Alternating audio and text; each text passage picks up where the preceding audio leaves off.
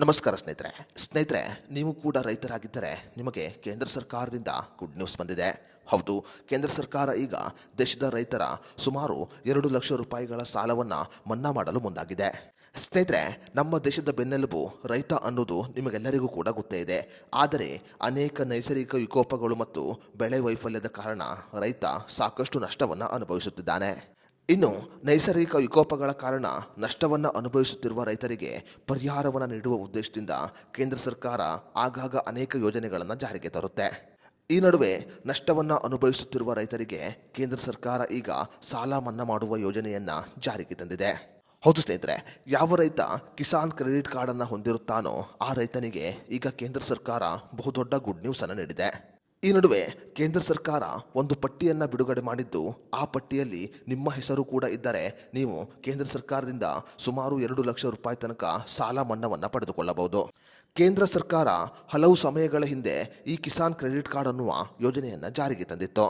ರೈತರಿಗೆ ಸುಲಭವಾಗಿ ಮತ್ತು ಅಗ್ಗದ ಬಡ್ಡಿ ದರದಲ್ಲಿ ಕೃಷಿ ಸಾಲವನ್ನು ಒದಗಿಸುವುದು ಈ ಯೋಜನೆಯ ಒಂದು ಪ್ರಮುಖವಾದ ಉದ್ದೇಶವಾಗಿದೆ. ಇನ್ನು ಕಿಸಾನ್ ಕ್ರೆಡಿಟ್ ಕಾರ್ಡ್ ಯೋಜನೆಯ ಅಡಿಯಲ್ಲಿ ದೇಶದ ರೈತರು ಕೇವಲ 3-7% ಬಡ್ಡಿಯಲ್ಲಿ ಸಾಲವನ್ನು ಪಡೆದುಕೊಳ್ಳಬಹುದು.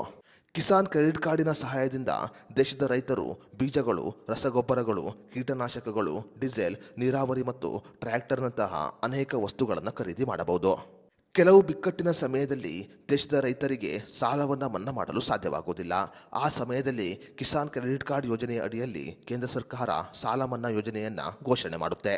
ಈಗಾಗಲೇ ಉತ್ತರ ಪ್ರದೇಶ, ಮಧ್ಯಪ್ರದೇಶ, ಬಿಹಾರ ಸೇರಿದಂತೆ ಸಾಕಷ್ಟು ರಾಜ್ಯದ ರೈತರು ಈ ಸಾಲ ಮನ್ನಾ ಯೋಜನೆಯ ಲಾಭವನ್ನು ಪಡೆದುಕೊಂಡಿದ್ದಾರೆ. ಸದ್ಯ ಈಗ ಕರ್ನಾಟಕದ ರೈತರು 2025ರಲ್ಲಿ ಕಿಸಾನ್ ಕ್ರೆಡಿಟ್ ಕಾರ್ಡ್ ಯೋಜನೆಯ ಅಡಿಯಲ್ಲಿ ಸಾಲ ಮನ್ನಾ ಯೋಜನೆಯ ಲಾಭವನ್ನು ಪಡೆದುಕೊಳ್ಳಬಹುದು. ಕೇಂದ್ರ ಸರ್ಕಾರ ಈಗ 2025 ವರ್ಷದ ಹೊಸ ಸಾಲ ಮನ್ನಾ ಪಟ್ಟಿಯನ್ನು ಬಿಡುಗಡೆ ಮಾಡಲು ಸಿದ್ಧತೆಯನ್ನು ಮಾಡಿಕೊಂಡಿದೆ. 2025 ವರ್ಷದಲ್ಲಿ, ಅಂದರೆ ಈ ವರ್ಷದಲ್ಲಿ ಕೇಂದ್ರ ಸರ್ಕಾರ ಬಿಡುಗಡೆ ಮಾಡುತ್ತಿರುವ ಈ ಸಾಲ ಮನ್ನಾ ಯೋಜನೆಯ ಪಟ್ಟಿಯಲ್ಲಿ ಕರ್ನಾಟಕ ರಾಜ್ಯದ ರೈತರು ಕೂಡ ಸಾಲ ಮನ್ನಾ ಯೋಜನೆಯ ಲಾಭವನ್ನು ಪಡೆದುಕೊಳ್ಳಬಹುದು.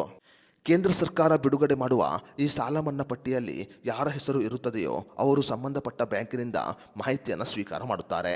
ಯಾವುದೇ ಒಬ್ಬ ರೈತ ಕಿಸಾನ್ ಕ್ರೆಡಿಟ್ ಕಾರ್ಡನ್ನು ಬಳಸಿ ಸಾಲವನ್ನು ಪಡೆದುಕೊಂಡಿದ್ದರೆ ಮಾತ್ರ ಆತ ಈ ಸಾಲ ಮನ್ನಾ ಯೋಜನೆಗೆ ಅರ್ಹತೆಯನ್ನು ಪಡೆದುಕೊಂಡಿರುತ್ತಾನೆ. ಗ್ರಾಮೀಣ ಬ್ಯಾಂಕುಗಳು, ಸಹಕಾರಿ ಬ್ಯಾಂಕುಗಳು, ರಾಷ್ಟ್ರೀಕೃತ ಬ್ಯಾಂಕುಗಳಂತಹ ಮಾನ್ಯತೆ ಪಡೆದ ಬ್ಯಾಂಕುಗಳಿಂದ ಸಾಲವನ್ನು ಪಡೆದುಕೊಂಡಿದ್ದರೆ ಮಾತ್ರ ಅವರು ಸಾಲ ಮನ್ನಾ ಯೋಜನೆಯ ಲಾಭವನ್ನು ಪಡೆದುಕೊಳ್ಳಬಹುದು. ಇನ್ನು ಸಾಲ ಪಡೆದುಕೊಂಡಿರುವ ರೈತನ ಕುಟುಂಬದಲ್ಲಿ ಯಾರೊಬ್ಬರು ಕೂಡ ಸರ್ಕಾರಿ ನೌಕರಿಯಲ್ಲಿ ಕೂಡ ಇರಬಾರದು. ಅಂಥವರಿಗೆ ಈ ಯೋಜನೆಯ ಲಾಭ ಪಡೆದುಕೊಳ್ಳಲು ಸಾಧ್ಯವಿಲ್ಲ. ನೀವು ಯಾವ ಬ್ಯಾಂಕಿನಲ್ಲಿ ಕಿಸಾನ್ ಕ್ರೆಡಿಟ್ ಕಾರ್ಡನ್ನು ಹೊಂದಿರುತ್ತೀರೋ ಆ ಬ್ಯಾಂಕುಗಳಿಗೆ ಹೋಗಿ ನೀವು ಸಾಲ ಮನ್ನಾಕ್ಕೆ ಅರ್ಜಿಯನ್ನು ಸಲ್ಲಿಸಬಹುದು. ಸಾಲ ಮನ್ನಾಕ್ಕೆ ಅರ್ಜಿಯನ್ನು ಸಲ್ಲಿಸುವಾಗ ನೀವು ಭೂಮಿಯ ಸಂಪೂರ್ಣ ದಾಖಲೆಯನ್ನು ನೀಡಬೇಕಾಗುತ್ತೆ. ಇನ್ನು ಕಿಸಾನ್ ಕ್ರೆಡಿಟ್ ಕಾರ್ಡಿನ ಸಾಲ ಮನ್ನಾ ಯೋಜನೆಯ ಬಗ್ಗೆ ನೀವು ಹೆಚ್ಚಿನ ಮಾಹಿತಿಯನ್ನು ತಿಳಿದುಕೊಳ್ಳಲು ನೀವು ಪಂಚಾಯತ್, CSC ಕೇಂದ್ರ ಅಥವಾ ಬ್ಯಾಂಕುಗಳ ಶಾಖೆಗಳಿಂದ ಕೂಡ ಮಾಹಿತಿಯನ್ನು ಪಡೆದುಕೊಳ್ಳಬಹುದು. 2025ರ ಸಾಲ ಮನ್ನಾ ಪಟ್ಟಿಯನ್ನು ಈಗ ಕೇಂದ್ರ ಸರ್ಕಾರ ಬಿಡುಗಡೆ ಮಾಡಲು ಸಿದ್ಧವಾಗಿದ್ದು, ಇದರಲ್ಲಿ ಕರ್ನಾಟಕದ ರೈತರು ಕೂಡ ಲಾಭವನ್ನು ಪಡೆದುಕೊಳ್ಳಬಹುದು.